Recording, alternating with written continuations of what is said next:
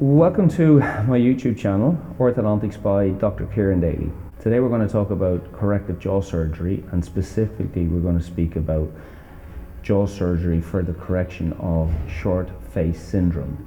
This is our patient Sharon. Sharon presented in her early 40s, specifically with a number of concerns. Her first concern was that she felt her upper front teeth were prominent.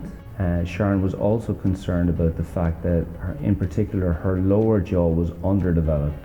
Sharon was also aware of the fact that she had a very short lower face height. The lower face height is the distance that's measured from the base of the nose to the base of the chin.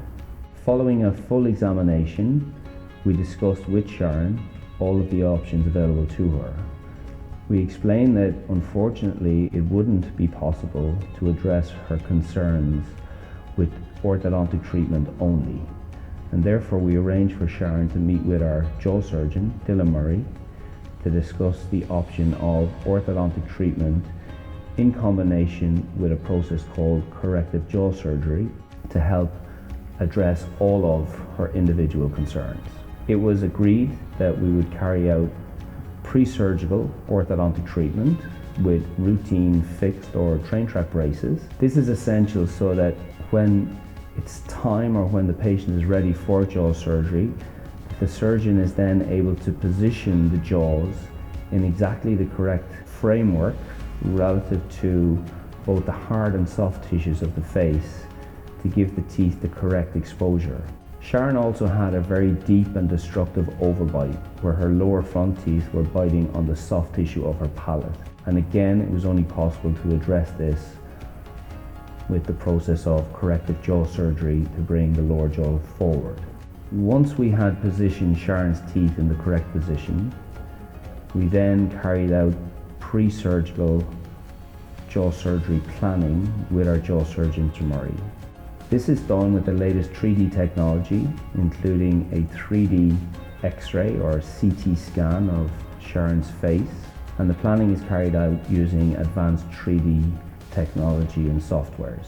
Software allows us to plan the final position of both the teeth and jaws, and then it allows us to print or 3D print surgical guides that are used during the surgery to ensure that the teeth and the jaws are positioned in exactly the pre-planned positions. Finally, Sharon was ready to have her surgery carried out. A really good way to observe what happened during the corrective jaw surgery procedure is to look at the before and after profile x-rays. Sharon had a number of issues corrected during jaw surgery, starting with her deep overbite. The deep overbite was corrected essentially by bringing the lower jaw forward so that the lower teeth are now in contact with the upper front teeth in the correct position, and this gives the correct overbite. Finally, Sharon had a genioplasty to change the shape or the morphology of her chin, and you can see on the profile x-ray the new positioning of the bone area of her chin, which now gives this area, this soft tissue, its new shape or morphology. Sharon also had her lower face height corrected. This is a complex process that involves bringing both jaws forward. The lower jaw comes forward more than the upper jaw, and then the surgeon carefully rotates both jaws together in a clockwise direction. And this is called a clockwise rotation of the upper and lower jaw. Following the corrective jaw surgery, Sharon now underwent another 3 to 6 months of routine orthodontic treatment to allow us to position the teeth and bite, what we call the occlusion, into exactly the correct position. At this point, we also liaised with our restorative dentist to plan the final changes to her upper front 6 teeth, which in Sharon's case were worn, and this was eventually carried out using minimally invasive veneers on her upper front 6 teeth.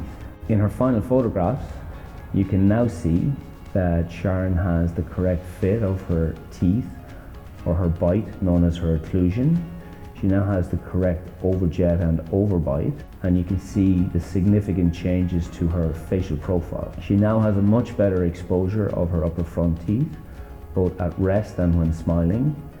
And in her profile photographs, you can see that she has much better projection of the lower jaw, and you can see the increase in her lower face height. So in the final photographs, you can see that we've now addressed all of Sharon's initial concerns, and we now have a very happy patient.